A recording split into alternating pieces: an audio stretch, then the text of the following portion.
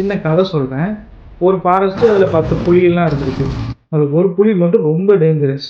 அந்த ஒரு புலிய ஃபாரஸ்ட்டோட ரேஞ்சர்லாம் பிடிச்சிட்டு போயிட்டு கூண்டில் அடைச்சிட்றாங்க. கூண்டில் அடைச்சதுக்கப்புறம் அந்த புலி ரொம்ப கோவப்படுது, ரோல் பண்ணிக்கிட்டே இருந்திருக்கு. ஏன் தப்பிக்க கூட ட்ரை பண்ணுது.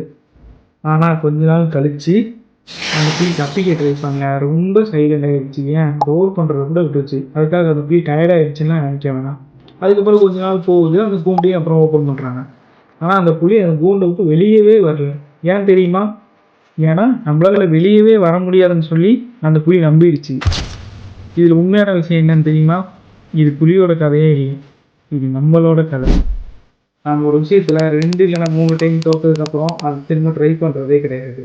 அதுக்கான கெப்பாசிட்டி நம்மகிட்ட இருந்தாலும் கான்ஃபிடென்ட் இல்லாமல் நம்ம அதை அப்படியே விட்டுருக்கோம்.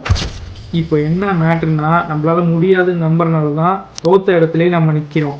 நம்பி ட்ரை பண்ணால் நம்மளை யாராலையும் ஸ்டாப் பண்ணவே முடியாது. அதனால் தைரியமாக ட்ரை பண்ணுங்கள்.